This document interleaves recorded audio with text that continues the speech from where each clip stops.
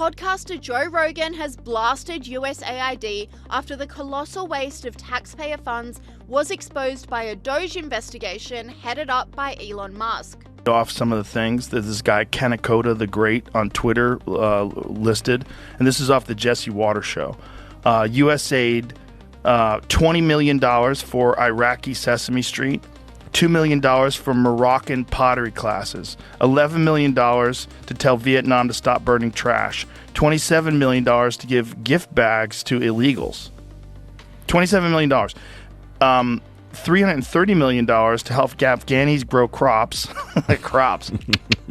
I wonder what those crops are. What's their biggest crop, Brett? It's going to be the poppy seeds for bagels, I'm thinking. $200 million on an unused Afghani dam, $250 million on an unused Afghani road. This is wild. I mean, some of this stuff is really, really crazy. Rogan then doubled down, coming to the realization that this is the reason why the national debt was so high. We were always wondering, why is our debt so high? Why is the national debt so high? Why is our deficit so insane? Well, this is it. Online commentators also reacted, with this person saying, "Great to see more people waking up to the absurd level of corruption in our government." This person agreed, saying, "It's all starting to make sense why we own such massive debt. It's all making sense now. And this is just the beginning, I fear." USAID has been in the spotlight this week for all the wrong reasons, with Donald Trump and Elon Musk exposing its unbelievable waste and corruption and vowing to shut the agency down. Donald Trump said, "Looks like billions of dollars have been stolen at USAID and other agencies, much of it going to the fake news media as a payoff for creating good stories about the Democrats. The left-wing rag known as Politico seems to have received $8 million. Did the New York Times receive money? Who else did? This could be the biggest scandal of them all, perhaps the biggest in history. The Democrats can't hide from this one. Too big, too dirty." And now that their dirty secret has been exposed and the gravy train is over, Democrats are having a meltdown. Like the head of USAID, who has been fired and is now laying on the guilt trip about her staff members who won't be able to pay rent. Well, you can imagine when you suddenly in your inbox find a termination notice or a leave of absence notice that you didn't expect to get on a flawed predicate that you're doing radical leftist insubordination. It's pretty jarring. And because there's so many lies and falsehoods circulating, and so many claims that people are sort of not with the program, I think people are just completely dislocated. There's no stable ground on which to walk. And then, of course, most of them have been laid off, so they're worried about how they're going to pay the bills and how they're going to make rent. It seems no one is buying into the pity party, though. They're panicking big time, Laura, because their power base is being threatened. That's what's really going on here. I mean, look at what they're doing over USAID.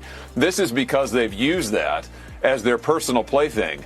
And that includes billions and billions of taxpayer dollars that have gone, to fund outrageous stuff overseas, like trans-affirming projects in Zimbabwe or whatever, but also, let's not forget, to fund their preferred media outlets like Politico. And who knows what other left-wing rags have been getting money, federal government money, from this agency, and there's been no accountability. So yes, what's happening is Trump is exposing all of this.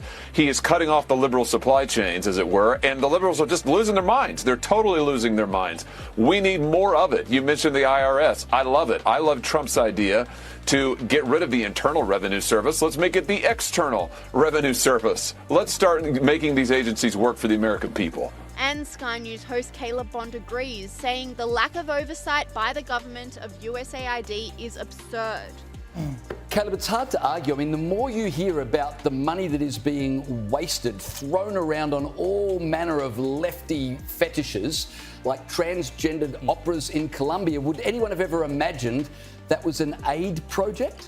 Yes, the people running the show were well aware that that was a quote-unquote aid project. That's why they're so upset that the thing's being dismantled, because they can't do what they've always been able to do. Like I said last night, the idea that this was an independent body, so it was not controlled by the president, is crazy. Like, here's just a pot of money for you to go and do what you want with, including DEI in Serbia and transgender operas. Now, I'm actually kind of curious to go to the transgender opera now, because I just want to see what they've spent their money on. YouTube. And I reckon I've got to go and investigate this now. But it's proven what a joke this is, and the idea that there is more oversight is never a bad thing. Unless, of course, you're the one who's been trusted with all the money for that time, and you've had the rug pulled out from underneath you. Republican Nancy Mace also has no sympathy for USAID, slamming them in Congress. We all now know USAID. They're screaming about Elon Musk over there, but hey, George Soros and his boy are okay. They scream that we're all a threat to democracy when they've been systematically dismantling democracy before our eyes. They've been caught with their hand in the cookie jar, and there's no going back. So I would tell my colleagues across the other side of the aisle, take your salty tears and sit right back down. USAID has long strayed from its mission to effectively and efficiently administer aid to advance American interests.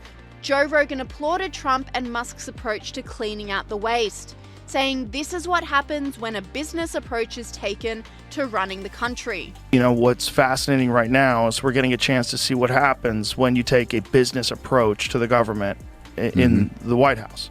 We're seeing right now with this whole USAID thing, where they're uncovering massive amounts of corruption and waste and just a lot of weird, shady shit with NGOs and where an enormous amount of money is going.